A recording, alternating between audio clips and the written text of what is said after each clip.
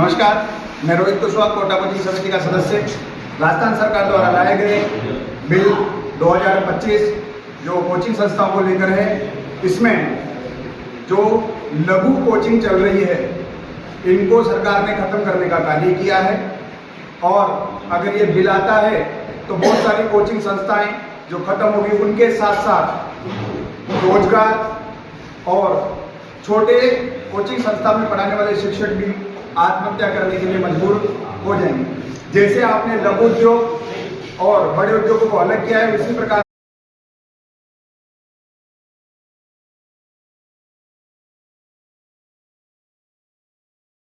Kota coaching समिति का सदस्य हूँ। मैं अपनी छोटी सी कोचिंग चलाता हूँ।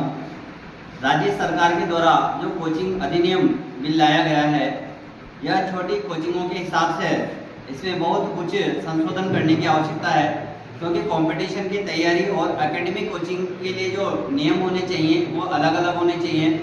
अन्यथा यदि इस बिल के नियमों के आधार पर छोटी कोचिंग संस्थाएं चलाना मुश्किल हो जाएगा और पढ़े लिखे बेरोजगारों की संख्या अधिक बढ़ जाएगी, जिसकी जिम्मेदारी राज्य सरकार की होगी। यह नियम सभी कोचिंगों पर लागू करना राज्य सरकार। नमस्कार, मैं कोटा कोचिंग समिति का सदस्य जितेंद्र गौतम।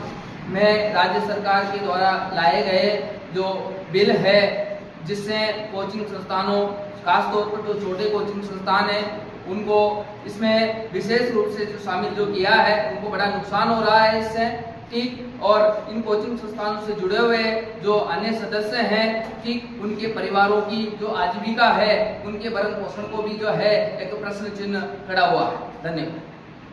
मैं कोटा कोचिंग समिति का सदस्य हूँ। मैं अपनी छोटी सी कोचिंग चला रहा हूँ।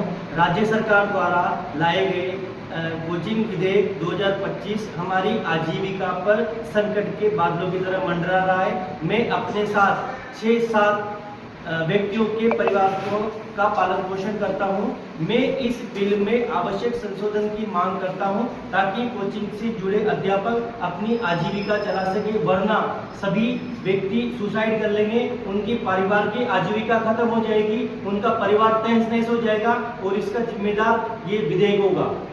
नमस्कार, मैं कोटा कोचिंग समिति का सदस्य हूं। मैं अपनी छोटी सी कोचिंग चला रहा हूं। राज्य सरकार द्वारा लाए गए कोचिंग विधेयक 2025 ने हमारी आजीविका पर सीधा प्रहार किया है। मैं अपने साथ 5-7 व्यक्तियों के परिवार का पालन पोषण भी कर रहा हूं। मैं इस बिल में आवश्यक संशोधन करने की मांग करता हूं, ताकि कोचिंग से जुड़े अध्यापक अपनी आजीविका आसानी से चला सके।